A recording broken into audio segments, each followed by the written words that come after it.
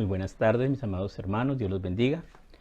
Sean todos bienvenidos a nuestro estudio a través del libro del profeta Jonás, un libro muy interesante, muy inquietante, un libro que nos muestra muchas cosas maravillosas en cuanto al Dios tan bueno, tan especial que tenemos, un Dios que definitivamente desborda en misericordia.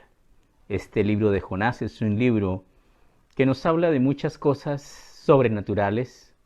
Dentro de ellas es la naturaleza de Dios. Dios es un Dios sobrenatural. Hay muchas discrepancias entre aquellas personas que razonan este libro, pero el poder de Dios no es racional. El poder de Dios excede nuestro conocimiento, nuestra inteligencia y nuestro raciocinio. Así que este libro manifiesta sencillamente ese poder sobrenatural de Dios, dentro del cual para Dios es natural hacer cosas sobrenaturales. Vamos a orar. Maravilloso Padre, oh Dios Todopoderoso, delante de ti venimos, invocando tu santo nombre, pidiéndote, amado Señor, tu santa bendición, tu dirección en el estudio, Señor, en esta tarde. Ayúdanos, Señor, a ser edificados, Señor, como casa espiritual, a comprender cada día más y más acerca de tu perfecta voluntad, a ser, Señor, regenerados, revestidos, a ser, Señor, renacidos en ti, oh Dios amado. Guíanos, Padre Celestial, porque muchas veces nuestra necedad, Señor, supera la necedad de Jonás. Te pedimos, Señor, que nos ayudes a reconocer que grande es tu misericordia sobre cada uno de nosotros. Que si no fuera por tu bondad, tiempo hace, Señor, que quizás ya no estaríamos andando sobre esta tierra. Pero extiendes cada día tu mano, pero nos bendices y nos ayudas, pero no nos niegas tu ayuda, pero nos favoreces mostrándonos y dándonos una oportunidad más para que te reconozcamos como nuestro Dios, como nuestro Salvador, dándonos miles de oportunidades para que enderecemos nuestros caminos, para que vivamos una vida no conforme a la voluntad de cada uno de nosotros, pero sí conforme a la voluntad de nuestro Dios. En tus manos, Señor, nos disponemos, dispón, Señor, nuestra vida para que sea una vida de temor y de obediencia a ti, Señor. Que amemos obedecerte, que nos gocemos en ser tus siervos, Señor. Que encontremos, Señor, el deleite de nuestra vida en cumplir tus mandamientos. Gracias te damos, precioso Señor. Bendícenos. Seguimos, Señor, colocando en tus manos, Señor, nuestro amado pueblo de Villavicencio. Y te rogamos, Señor, por las personas que están infectadas, que tú las fortalezcas, que tú, Señor, estés derramando del poder de sanidad, Señor, el cual hay en ti abundantemente.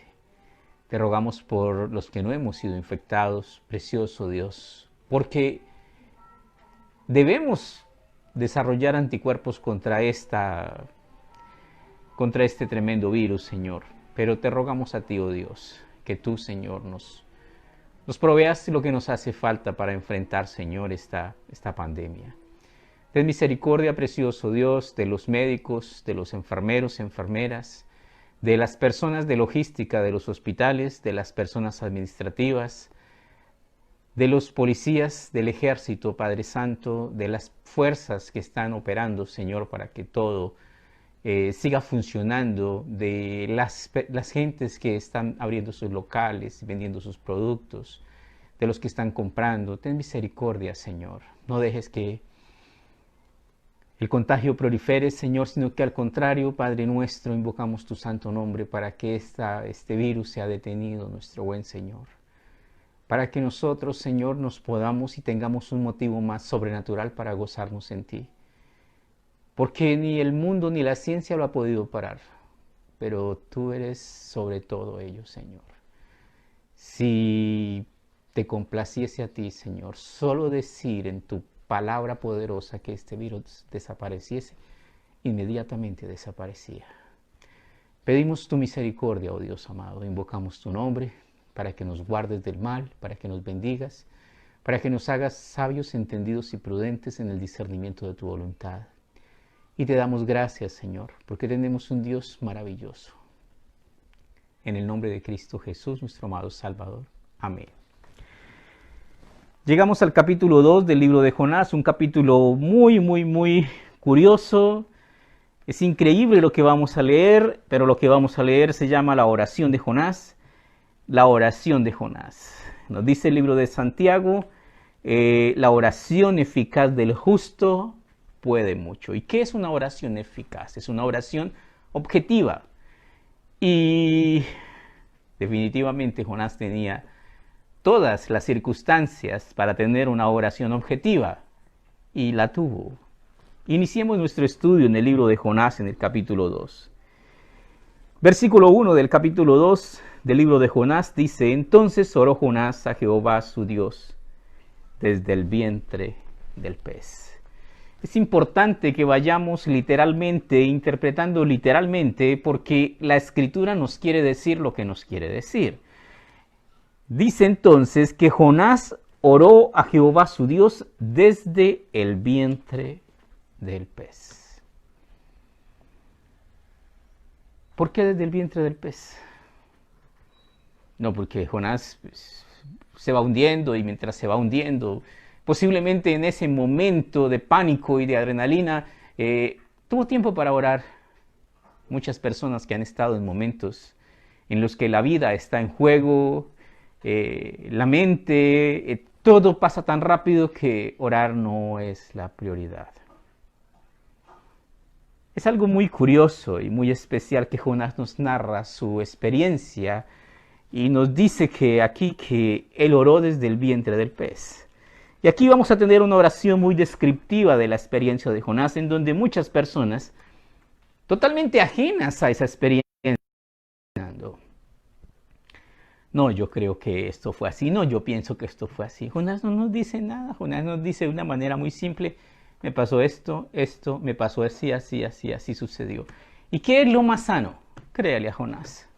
No ve que él fue la persona directamente involucrada en el asunto. Versículo 2. Y dijo, empieza esta preciosa oración: invoqué en mi angustia a Jehová, y él me oyó.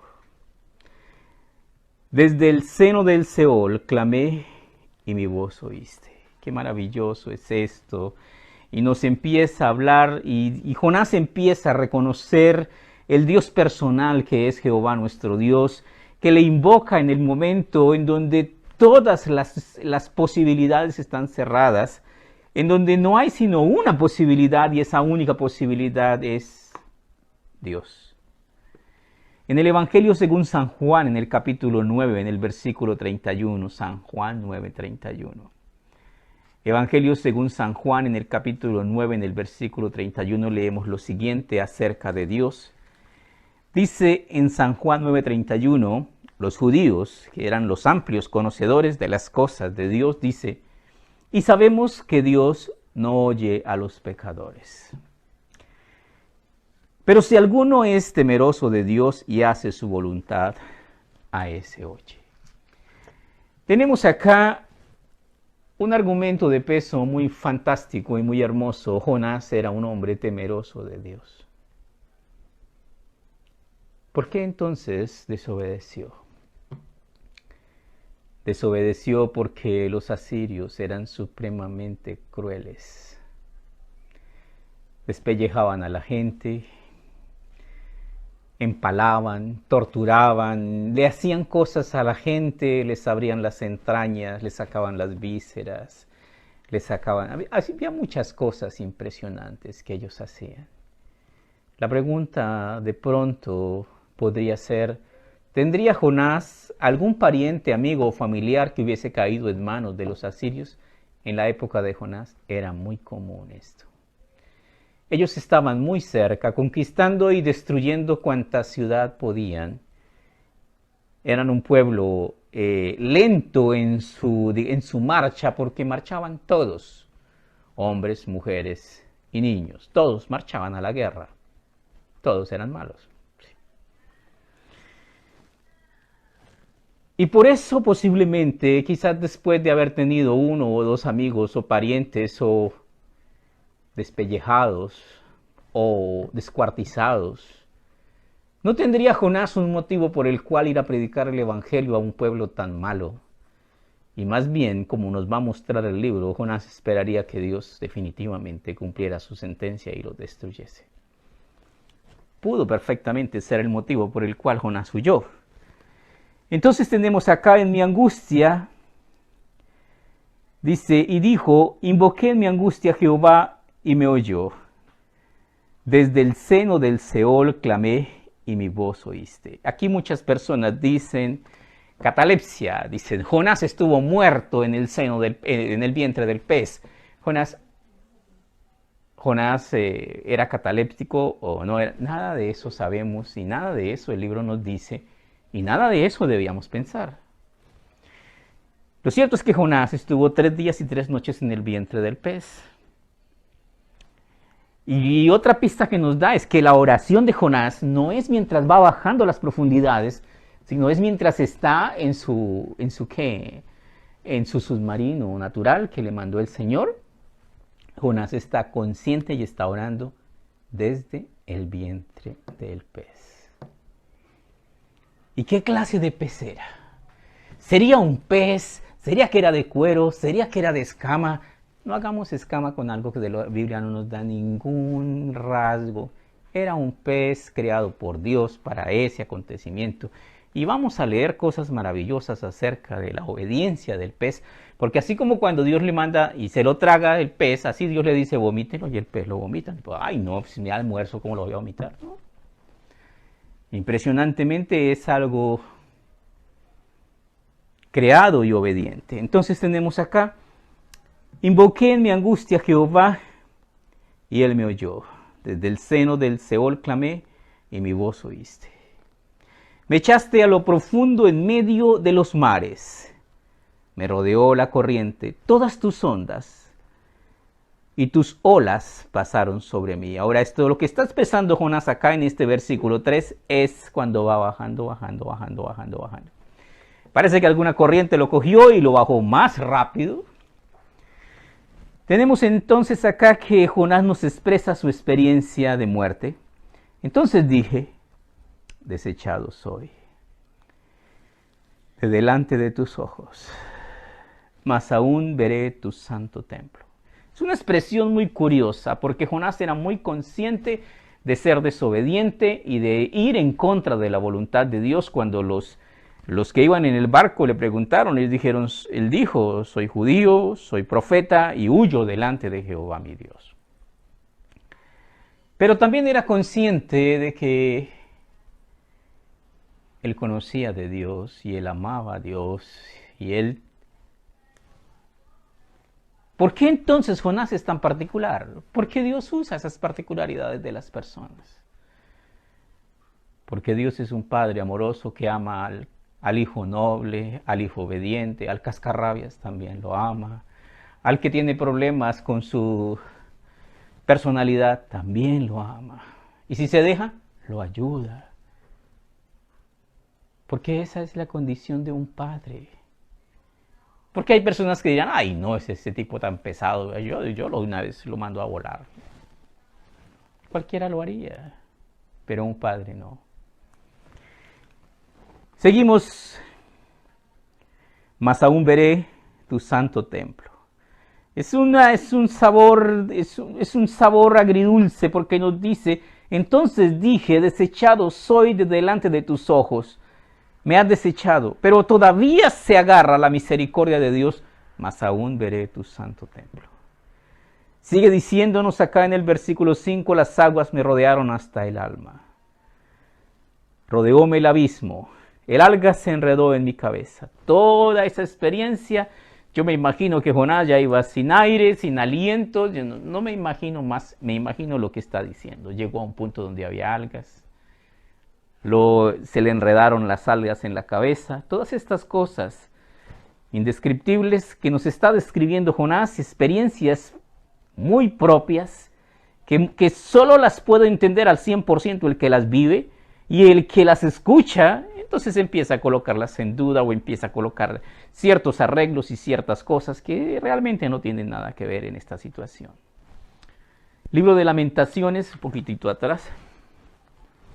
Capítulo 3, versículo 22, dice, por la misericordia de Jehová no hemos sido consumidos, porque nunca decayeron sus misericordias.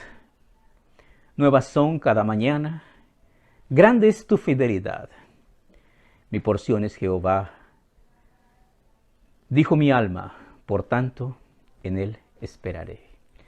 Qué maravilloso es entender que el que tiene a Dios, lo tiene todo. Pero el que carece de Dios, el que no tiene idea quién es Dios, qué manda, qué ordena, qué debe hacer, carece de todo. Nuestro Dios dijo lo siguiente: todos los que me aborrecen aman la muerte. Amar a Dios es obedecer sus mandamientos, amar a Dios es servirle, honrarle y vivir una vida en la cual meditamos sobre nuestros caminos y enderezamos nuestras sendas para que sean conforme a la voluntad de Dios. Seguimos entonces, volvemos al libro de Jonás y seguimos leyendo acá en el versículo, capítulo 2, versículo 5, que ya lo leímos. Las aguas me rodearon hasta el alma. Rodeóme el abismo, el alga se enredó en mi cabeza. Descendí a los cimientos de los montes. La tierra echó sus cerrojos sobre mí para siempre. Mas tú sacaste mi vida de la sepultura, oh Jehová, Dios mío. ¿Qué es lo que Jonás vio? No había posibilidad alguna de nada, de un rescate, de nada. ¿Dónde estaba Jonás? De allá, ¿quién lo saca? Solo Dios, que hace cosas sobrenaturales. Versículo 7. Cuando mi alma desfallecía en mí, me acordé de Jehová, y mi oración llegó hasta ti en tu santo templo. Qué maravilloso es esto, y Dios nos habla acerca de que nosotros debemos clamar al Señor, debemos buscar al Señor, y el Señor, que es misericordioso y clemente, nos ayudará. Libro de Jeremías, capítulo 33, versículo 3. Jeremías 33, versículo 3. En Jeremías 33, versículo 3, Dios nos dice lo siguiente.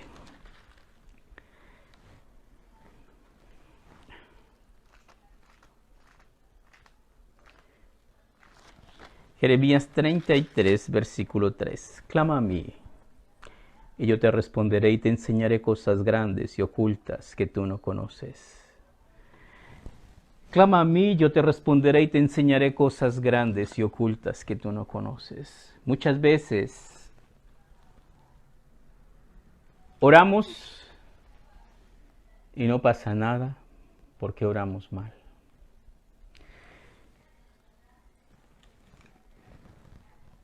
Hay oraciones que son oídas por Dios y hay oraciones que no son oídas por Dios. Dios quiere que nosotros aprendamos a orar de tal manera que realmente encontremos en Dios nuestra salvación. Libro de Santiago, capítulo 5, en el Nuevo Testamento, Santiago 5, después de Hebreos está Santiago. Dice en Santiago 5, versículo 16. Confesaos vuestras ofensas unos a otros y orad unos por otros para que seáis sanados.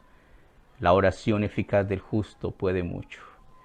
La oración de intercesión, la oración de los unos por los otros tiene mucho poder. ¿Qué es la oración? La oración es la llave que abre la puerta para que lo sobrenatural ocurra. En la Biblia ha habido tantas personas que oraron a Dios y Dios respondió a sus oraciones. Oraciones impresionantes. Oraciones en las cuales el universo se detuvo por una oración y un ruego de un hombre que necesitaba más tiempo para una batalla, la oración de Gedeón. Dice el versículo 17, Elías era hombre sujeto a pasiones semejantes a las nuestras y oró fervientemente para que no lloviese.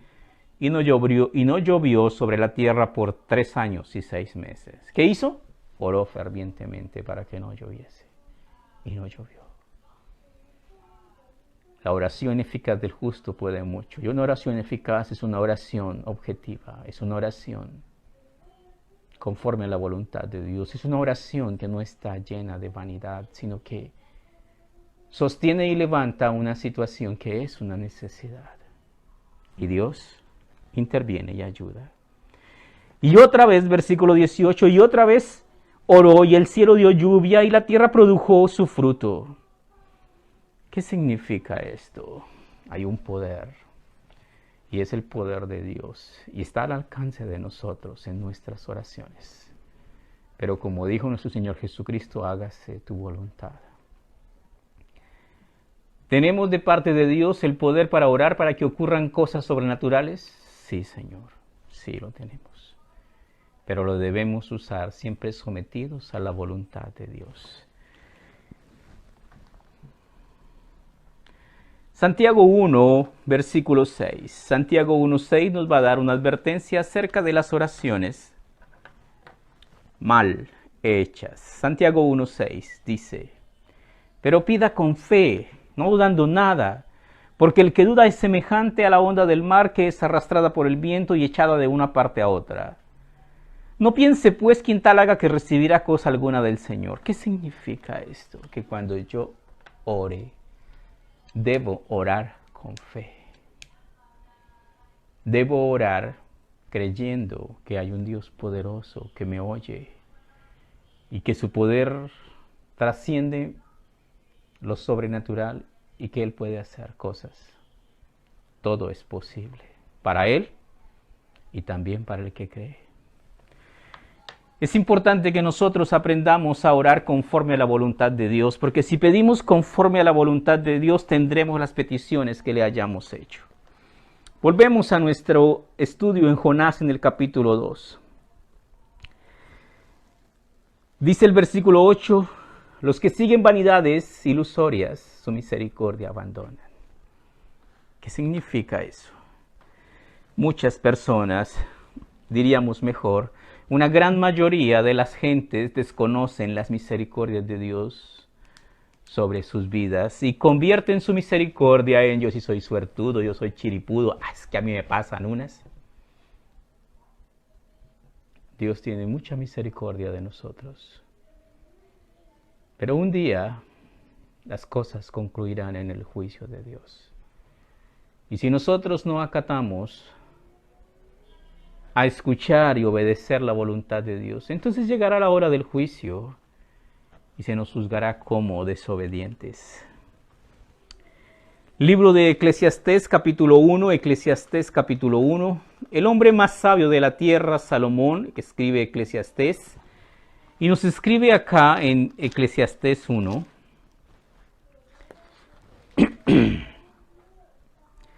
versículo 2. Vanidad de vanidades, dijo el predicador, vanidad de vanidades, todo es vanidad. ¿Qué provecho tiene el hombre de todo su trabajo con que se afana debajo del sol? Generación va, generación viene, mas la tierra siempre permanece. ¿Qué significa eso? Significa que nadie sabe para quién trabaja, que hay personas que trabajan sosegadamente y hacen capitales y luego vienen otros y lo heredan y lo convierten en humo. Sí. ¿Qué quiere decir eso? Vanidad de vanidades. Todo es vanidad. Todo lo que vemos a nuestro alrededor en este hermoso y precioso mundo está reservado por Dios para ser quemado y ser destruido. Pero el que hace la voluntad de Dios permanece para siempre. Muchas veces y generalmente le colocamos el énfasis a lo que va a ser destruido y aquello que es eterno, que es tu alma y la mía, descuidamos. Vanidad de vanidades, dijo el predicador, vanidad de vanidades, todo es vanidad. Desafortunadamente, muchas veces vivimos una vida absoluta y totalmente vana. Si fuésemos honestos con nosotros mismos y usásemos un poquito del buen juicio que Dios nos ha dado. ¿Cuánto tiempo del tiempo de mi vida, qué tanto tiempo uso para la gloria y la honra de Dios? ¿Realmente mi vida sube ante la presencia de Dios como un olor grato? ¿Será que Dios cuando me ve dice, he ahí mi hijo amado en quien tengo complacencia? O dice, mire ese mañoso, torcido, mentiroso, arrogante, petulante, no parece hijo mío.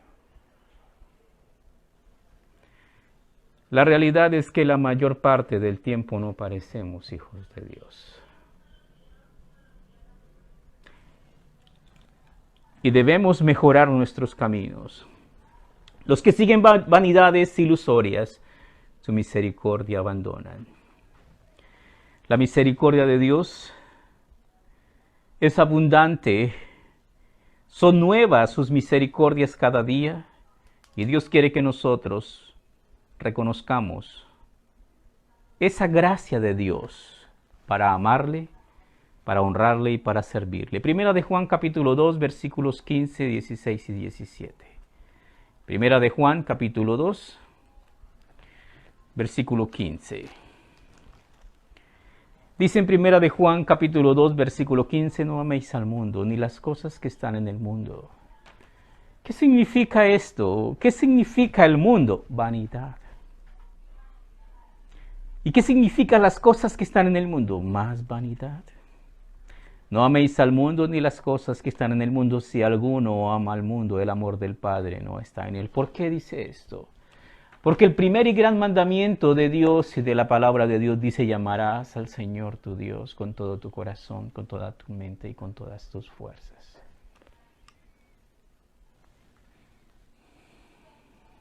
Pero muchas veces amamos al mundo. Muchas personas están encerradas, profundamente lastimadas porque no pueden salir a rumbear, a tomar, a hacer esos reventones. ¿Y qué significa eso? Aman al mundo y las cosas que están en el mundo. ¿Y qué significa eso? Y el amor del Padre no está en ellos. No améis al mundo ni las cosas que están en el mundo. Si alguno ama al mundo, el amor del Padre no está en él. Porque todo lo que hay en el mundo, los deseos de la carne, los deseos de los ojos y la vanagloria de la vida, no provienen del Padre, sino del mundo. Y el mundo pasa y sus deseos, pero el que hace la voluntad de Dios permanece para siempre. ¿Estás haciendo algo por ti, por tu eternidad? ¿Estás haciendo algo por la salvación de tu alma?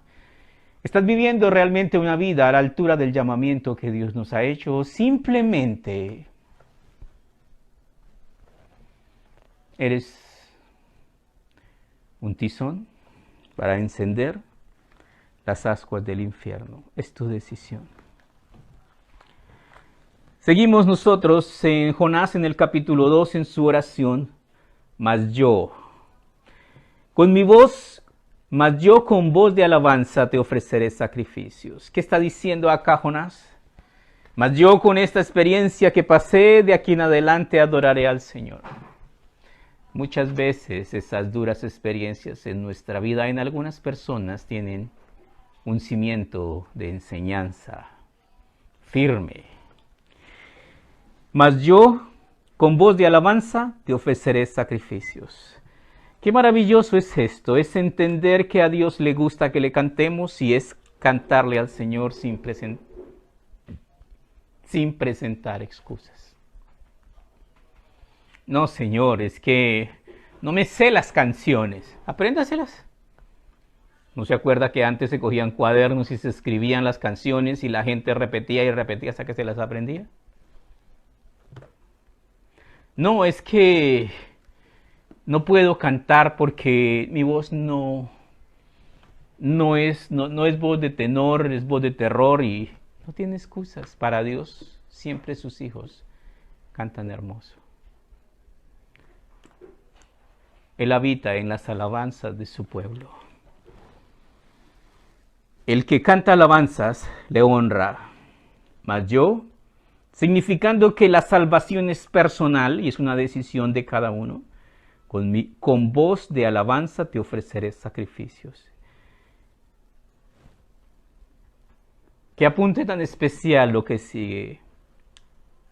Pagaré lo que prometí. ¿Y qué prometió? No nos dice qué prometió. Pero suele suceder que cuando pasamos por los momentos en donde tenemos una experiencia prácticamente de muerte, hacemos promesas. El libro de Eclesiastés nos advierte el peligro de hacer promesas y luego empezar a considerar en no cumplirlas. Eclesiastés capítulo 5, vamos a Eclesiastés. Eclesiastés capítulo 5 nos advierte acerca de la insensatez de hacer promesas a la ligera. Dice, cuando fueres a la casa de Dios, guarda tu pie. ¿Qué quiere decir eso? Camine con cuidado, despacio. Y acércate más para oír que para ofrecer el sacrificio de los necios, porque no saben que hacen mal. ¿Qué significa eso? En las iglesias se ora, Dios bendice a todo generoso, a toda persona de buen corazón que quiera ofrendar, que quiera diezmar, que quiera aportar. Y muchas personas, allí sentaditas en su silla, empiezan a meditar y meditan más. Señor, si yo no te doy, Señor, porque realmente tú sabes que no tengo, pero si yo tuviese, Señor, y si la vida me diese una oportunidad y yo llegase a tener, yo daría. Y les da la oportunidad del Señor. Y llegan a tener. Y se olvidan de lo que prometieron. Pues déjame decirte que Dios no se olvida de lo que tú prometes, de lo que tú y yo prometemos. No te des prisa con tu boca, se apresure a proferir palabra delante de Dios, porque Dios está en el cielo y tú sobre la tierra, por tanto sean pocas tus palabras. ¿Qué es lo que está diciendo? Antes de prometer cosas, no olvide conectar el cerebro. Por tanto, sean pocas tus palabras, porque de la mucha ocupación viene el sueño. Cuando una persona está muy cansada, duerme como piedra. Y de la multitud de las palabras, la voz del necio. ¿Qué está diciendo? No hable sin pensar. Piénselo 2, 3, 4 y 5 veces, y cuando lo piense muy bien pensado, entonces pronúncielo y cúmplalo. Cuando a Dios haces promesa, no tardes en cumplirla, porque Él no se complace de los insensatos. Cumple lo que prometes. ¿Qué es lo que está diciendo Dios? ¿Que está prohibido hacer promesas? No. Pero si tú haces promesas y si yo hago promesas, debemos cumplirlas. Y es bueno recordar que cuando nos casamos hicimos promesas. ¿Sí te acuerdas? Y prometes serle fiel y estar con ella y honrarla en la salud y en la enfermedad, en las alegrías, en las tristezas. Y que solo la muerte o el rapto de la iglesia hará separación entre nosotros dos. ¿Y qué decimos? Sí, prometo. ¿Tú también lo dijiste? Si tú lo dijiste, lo debemos cumplir. Dios es un Dios que hace promesas y las cumple y demanda de sus hijos que se porten como sus hijos. Como Él. Cuando a Dios haces promesa, no tardes en cumplirla, porque Él no se complace de los insensatos, cumple lo que prometes. Y nos advierte, mejor es que no prometas, sino que prometas y no cumplas. No dejes que tu boca te haga pecar, ni digas delante del ángel que fue ignorancia. ¿Qué dice la gente? Ay, yo no sabía lo que dije, yo lo dije sin pensar. ¿Qué dice la palabra? Piense, y piense bien. Y si quiere hacer algo para el Señor, hágalo de buena gana, con todo su corazón. Pero mejor es que no prometas, y no que prometas y no cumplas. Pero si tienes pensado cumplir, entonces promete. Dios es un Dios que se agrada de aquellos que le honran. Porque harás que Dios se enoje a causa de tu voz y que destruya la obra de tus manos. ¿Qué significa eso? Convertiré tus bendiciones en maldiciones. ¿Por qué? Porque prometiste y no cumpliste. Ay, pastor, si eso es así, Dios es cosa seria. Muy seria. Horrenda cosa es caer en manos. ¿De quién? ¿O usted cree que Jonás? ¿Será que Jonás no está conociendo que Dios es cosa seria? Y bueno, que nosotros también lo conozcamos. Mas yo con voz de alabanza te ofreceré sacrificios. Pagaré lo que prometí, las salvaciones de Jehová. Qué maravilloso es esto, y es reconocer que es Dios el único Salvador. Jonás estaba entre la espada y la pared, en donde si alguien lo podía ayudar, ¿quién era? Solo Dios. Y lo ayudó. Termina esta oración con la respuesta divina: y mandó Jehová al pez y vomitó a Jonás en tierra. Alguien dice que Jonás era muy malo, tan malo que el pescado mismo, el pez, lo vomitó por malo. No. El pez se lo tragó porque Dios lo mandó. El pez lo vomitó porque Dios lo mandó. O sea que uno de los personajes secundarios y más obedientes es el pez. Pero nada más. O sea, algo que Dios usa para que enseñarle al profeta una lección, para que aprenda a tener misericordia, porque muchas veces las duras situaciones de la vida hacen que nuestro corazón se endurezca. ¿Qué es lo que Dios más valora de la humanidad? No es el dinero, no es el oro, no es la plata, no es el carro, la casa, no son los bienes. ¿Qué es lo que Dios más valora de esta humanidad? ¿Lo sabes? Lo que Dios más aprecia, lo que Dios más valora de esta humanidad es tu alma. Tu alma. El Hijo de Dios vino a salvar lo que se había perdido, las almas de los hombres, para que todo aquel que en él crea no se pierda, mas tenga vida eterna.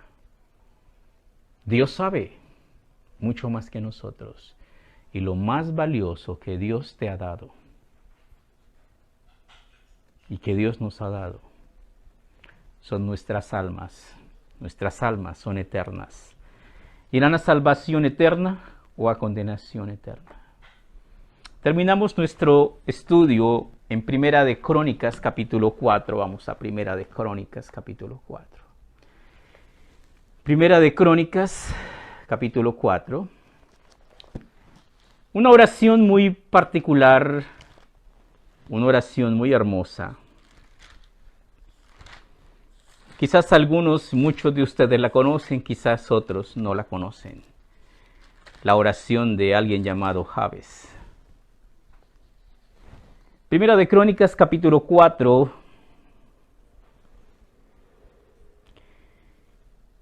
Versículo 9.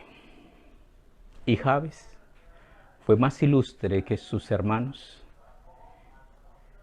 al cual su madre llamó Jabes, diciendo: por cuanto lo di a luz en dolor. ¿Y qué significa Jabes? Dolor. E invocó Jabes al Dios de Israel. Hay una parte maravillosa y es importante de resaltar, y es esto: y Jabes fue más ilustre que sus hermanos. ¿A qué se refiere Dios con que fue más ilustre? Su relación con Dios era más radiante que la relación de sus hermanos. E invocó Jabes al Dios de Israel diciendo: oh, si me dieres bendición y ensanchares mi territorio, y tu mano estuviera conmigo y me libraras del mal, para que no me dañe. Y le otorgó Dios lo que pidió. ¿Entendió qué fue lo que pidió? Pidió prosperidad. Señor, ensancha mi territorio. Señor, bendíceme. Pero no es solo pedir, es vivir una vida conforme a la voluntad de Dios. Es ser ilustre ante su presencia. Es ser un hijo obediente.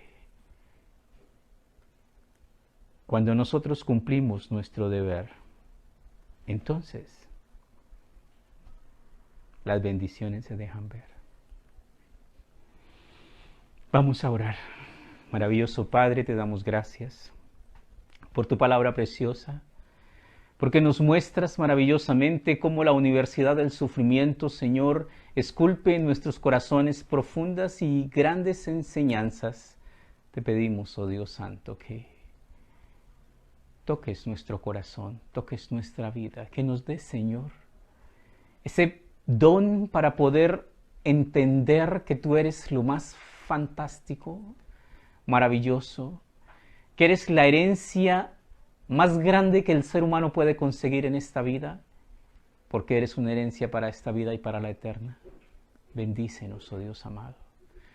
Ayúdanos a entender, Señor, que sin nada entramos a este mundo y sin nada nos vamos, pero nos llevamos, Señor, la suma de nuestras obras y el cúmulo de nuestros pasos de fe y obediencia con los cuales te honramos.